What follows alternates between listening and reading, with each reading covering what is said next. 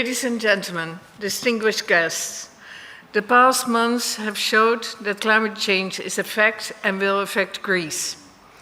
Only 3 weeks ago, Greece's agricultural heartland came underwater.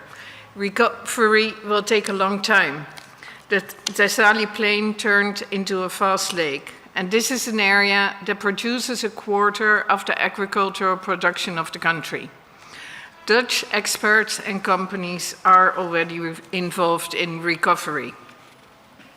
It is just an example of the vulnerability of the agricultural sector in southern European countries to the direct and indirect impact of climate change.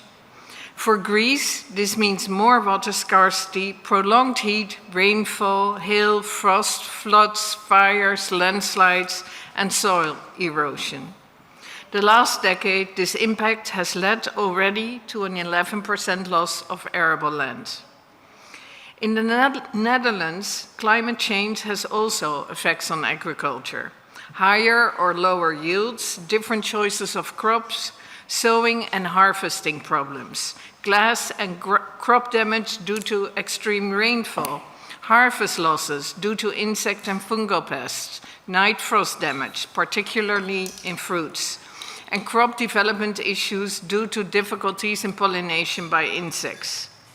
Until now, Dutch agriculture has been able to react with some flexibility to changing climate conditions. Smaller yields in dry areas will often be compensated by higher prices. In 2020, the Dutch Ministry of Agriculture, Nature and Food Quality developed the Action Programme for Climate Adaptation in Agriculture. This program describes how climate change affects agriculture in the Netherlands and how to tackle these problems at the local level. This is done in close collaboration between water authorities, municipal and provincial authorities, and farmers. There is not one solution. Climate change poses different problems for different types of landscape in the Netherlands: sandy soils or coastal dunes, riverscapes, or peatland pastures. Climate change cannot be undone. Besides measures to curb global warming, we have to mitigate and adapt. The Dutch government has implemented various measures to mitigate and adapt to the effects of climate change on agriculture. I will mention some.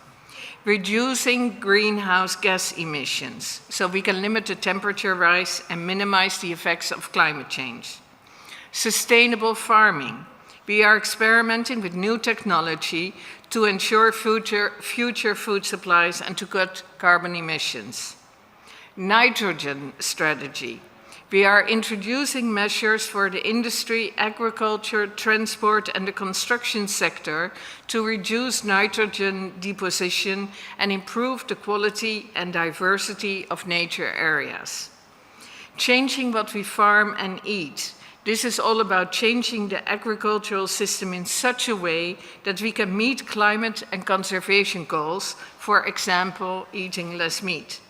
We are promoting political and behavioral change to reduce the nitrogen pollution caused by the country's big livestock population.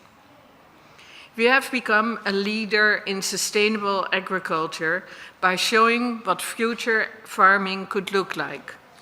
Dutch farmers have adopted various sustainable farming practices that have already led to increased yields, reduced cost, and improved soil health. Some examples are precision agriculture. This involves the use of technology to optimize crop yields while minimizing inputs such as water fertilizer and pesticides. Organic farming.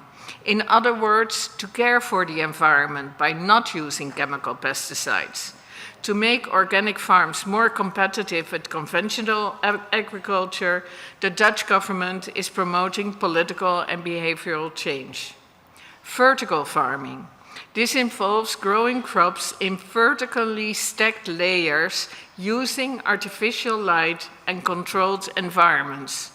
This technology minimizes waste and water use and reduces carbon dioxide emissions. Crop rotation. Of course, crop rotation is not new, but it's still very relevant. It involves alternating the crops grown in particular fields to improve soil health and reduce the risks of pests and diseases. And lastly, integrated pest management. This is a combination of techniques to control pests, such as crop rotation, biological control, and the use of pheromone traps. Sustainable farming practices have had a positive impact on the economy in the Netherlands. The Netherlands is the second largest exporter of agricultural products in the world. It accounts for 65 billion euros of export of agricultural produce annually, which is in total 17.5% of total Dutch exports.